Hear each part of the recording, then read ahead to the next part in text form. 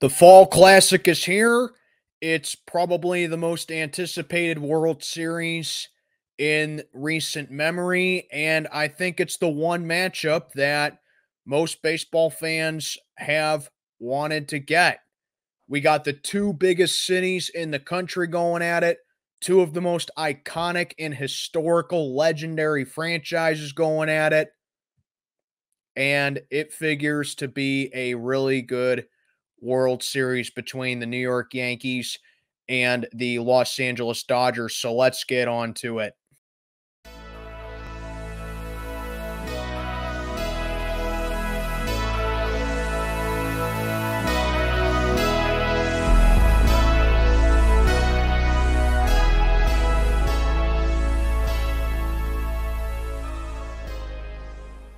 Good Thursday morning, everybody. I'm Mac, back with another video. As always, do me a favor, like, comment, subscribe, follow on Instagram, link down in the box below. I figured I'd come on here and make at least one more baseball video for the rest of the year. And I figured, you guys deserve at least one good baseball video from me. And I'm going to sit down here and talk about my prediction for the 2024 World Series. As I said in the beginning, it is between the New York Yankees, who were the #1 seed in the American League this season, taking on the Los Angeles Dodgers, who were the #1 seed in the National League this season. As I said, this World Series has happened several times before, but it's the first time in my lifetime that this World Series has happened. And I think this matchup is really long overdue to have happened. And this is just my general prediction and my thoughts on the World Series. So let's talk about the Yankees first in this video. So the Yankees went 94-68 this season, winning the American League East. And in the playoffs, they had the first round bye, obviously, because that's how the playoffs go nowadays. So they had the first round bye. In the divisional series, they took out a very scrappy and surprising Kansas City Royals team in 4 games. And then in the American League Championship Series, they got it done in a very hard-fought series in 5 games over the Cleveland Guardians. And like I said, don't let the fact that that series was just 5 games fool you. Cleveland actually battled them really hard. I saw a lot, I saw a lot of that ALCS, being, that my fiance is a Cleveland fan. So I saw a lot out of that ALCS. And the one thing that I took out of that ALCS, it's both good and bad for the Yankees. The bad thing for them is that their bullpen is really inconsistent. More specifically with Luke Weaver. He really doesn't strike me as a kind of guy who can handle adversity in high leverage situations. I mean, you take a look at a closer like the Yankees had with Mariano Rivera. He's probably the greatest closer to have ever pitched in the MLB. He didn't blow a whole lot of saves, but when he did, it was incredibly rare. Luke Weaver kind of seems to, crumble under pressure a little bit. And I think that's a big disadvantage for the Yankees going into this series here. And I think the next biggest problem for them, and really the only problem that I really have with them in general, is that you take a look at their lineup, and it's full of stars. You got Aaron Judge, obviously. You got Giancarlo Stanton. You got Juan Soto. And you got Garrett Cole. Yes, as a Pirate fan, I'm salty about that. But you take a look at the Yankees lineup, and it's very top-heavy. And that figures that with a lineup that the Yankees have, being that it is top-heavy, you don't really know how they can use a whole lot of their depth properly to get more production in a game. Those are really the only big problems that I have with the Yankees going into this series, and it's going to be a testament obviously it's going to be the biggest testament for Aaron Boone. You know, a lot of Yankee fans have criticized him ever since he became the manager of the Yankees back, I believe, in 2018, if I'm not mistaken. But this is where it's all going to come to fruition right here.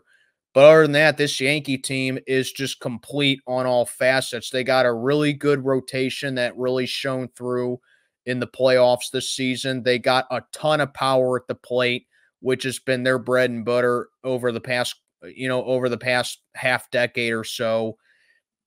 You know, a lot of people are calling them the Bronx Bombers 2.0, and deservedly so. You know, the Yankees do hit a lot of home runs, and they just have a lot of power at the plate in general. You know, when they're not hitting the ball out of the park, they're hitting long doubles, they're getting extra base hits, they're driving in runs, and they just have a lot of clutch hitting on top of that. So, yeah, it's no secret that this Yankee team that has that $300 million payroll, they finally got to the World Series for the first time in 15 years after so many times of having these kind of stacked teams and these loaded teams and coming up short. Now, you know, fans over in New York City can actually be proud of them for a change. I mean, that's just the reality of being a big market team like the Yankees. You spend money the way you do, you know, you bring in the players that you bring in just about every player that money can't buy, and you're expected to go to the World Series. And here the Yankees are now playing in their 41st World Series in franchise history, looking for their 28th. But in their way are the Los Angeles Dodgers, who are by far and away the biggest spenders in all of baseball. I mean, this is really you want the gist of this matchup here.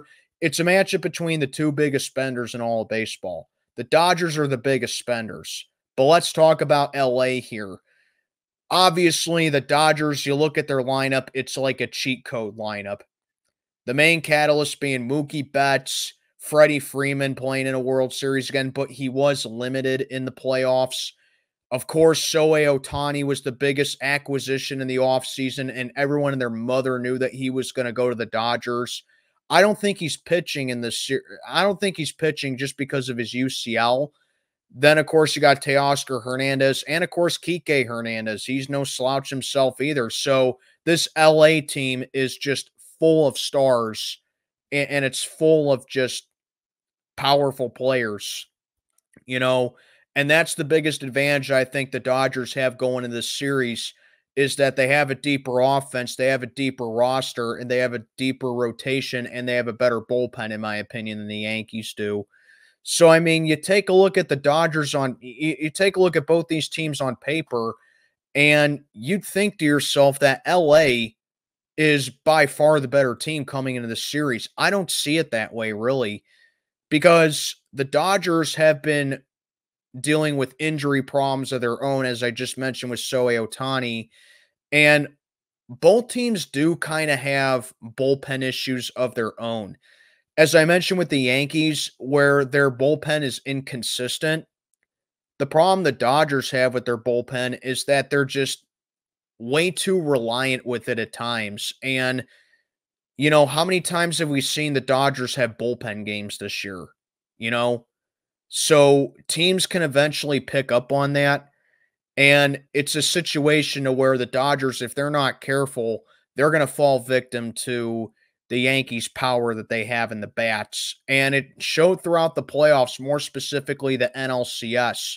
The Dodgers in the playoffs, 98-64 in the regular season. They won the NL West for the millionth time in a row. And they had the first round bye as well. And in the playoffs, they defeated the San Diego Padres in the division series once again. And then in the NLCS, they got the best of the Mets in 6 games. So thankfully, we avoided an all New York series, you know. But in that NLCS against the Mets, the Dodgers either got blown out or they blew out the Mets. No in between. And I think that's a disadvantage going into this series right here, is that the Yankees put runs on the board in bunches.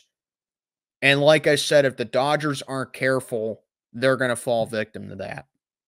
So those are your two teams right there as far as the World Series goes. Now let's take a look at my personal notes and takeaways and keys to victory for both these teams. Obviously, this matchup is this World Series is gonna have a ton of offense.